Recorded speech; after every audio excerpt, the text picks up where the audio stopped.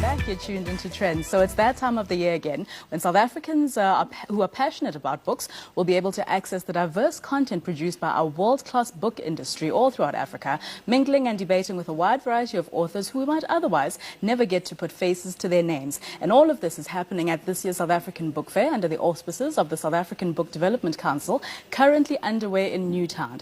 Themed Our Stories, well, hashtag Our Stories, the fair will tackle a diverse range of topics which will hopefully spark constructive debate. That being said, I am joined by Ayobami Adebayo, one of the thousands of authors whose work forms part of the Book Fair lineup. Welcome to Trendz. Good morning. Thank you for having me. Yes, good afternoon. It's afternoon. Oh, sorry. Yes, good afternoon. Yes. Has it been a busy week for you? Yes, it has. I can imagine. Okay, so your name? Nigerian.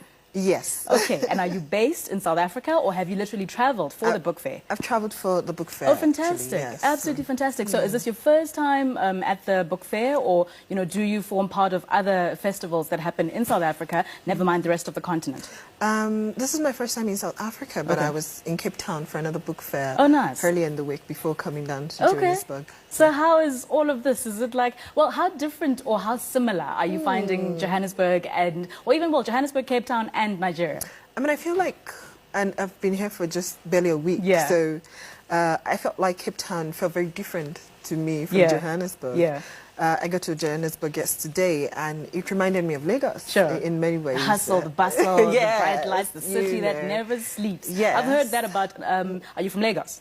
Well, I was born in Lagos, but I don't live there anymore. You don't live there. Okay, well, I've heard there's a lot of Johannesburg as well that is similar to Nigeria. It's a bucket list place of mine that I have to visit, and so I definitely will. So let's talk about now, you are a writer, and, you know, when it comes to writing, especially if you are, you know, a Pan-African author, what kind of topics move you? What kind of, you know, things are you passionate about that you put through in your books?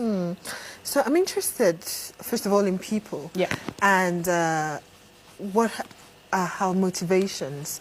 So I want to write a story about a man and a woman who are in love and the marriage then falls apart. That's what my first novel is.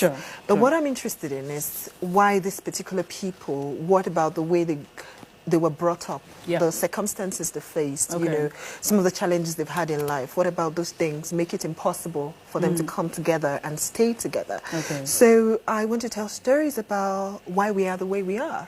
You know, all of the political things that inform our personal lives, all the things that go into making a person a certain type of person. And I mean, we know that Nigeria has, you know, a wide range of literally the best authors in the world, you know, from your Chinua Achebes all the way to, there's actually a lot. Ben Okri, I read Ben Okri as well.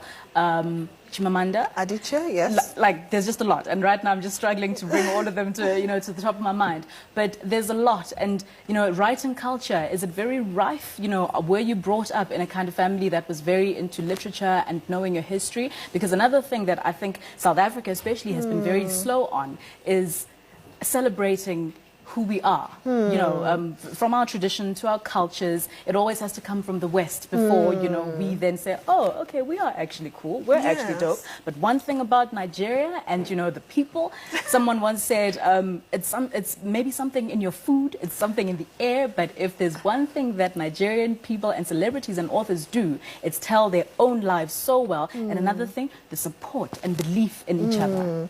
Yes, and you're right. I did grow up in a family where people read.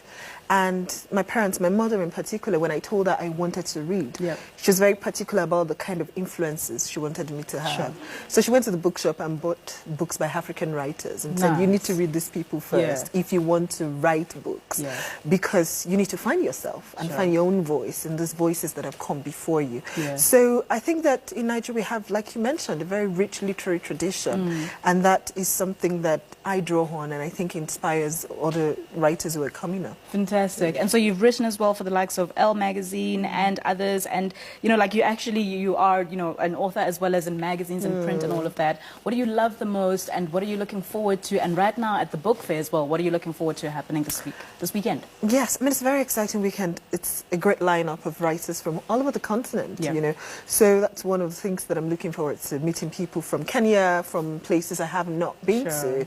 And I think those kind of spaces are important for hosting to have places where we come together and we exchange ideas and to move forward. So that's what I'm looking for. Are you on any panels? Because yes, I'm on a panel this afternoon at 1:15, and we're talking about women writing and why prizes for women are very important in getting our voices heard. Fantastic. Well, thank you so very much for coming through to Trendz. Thank you for having me. And also, you know, this is your first time in Johannesburg and South Africa, so a big welcome to you. We hope you have an absolutely wonderful time, and I wish you the best at that panel. I wish I could attend, but to all of you who maybe can't make it later on, just, your Twitter handle?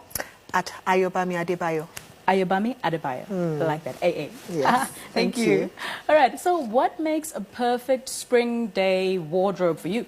Well, some might say here in our parts of the world, we only have 2 seasons, winter and summer. So in any case, it's time to check if you have a trendy summer wardrobe with the right pieces to get you noticed when you're out about town mingling with the cool kids of Jozi or whichever part of town you live in. Well, someone who without a doubt knows all about looking like the coolest in the group is fashion blogger, artist and stylist Lula Mawolf, who is a creative inspired by Solange Knowles and dedicated to 3 simple things: fashion, art and food. So Trendz went on a bit of a shopping outing with her, and hopefully she can inspire you to dress up and show up looking like you're absolutely amazing.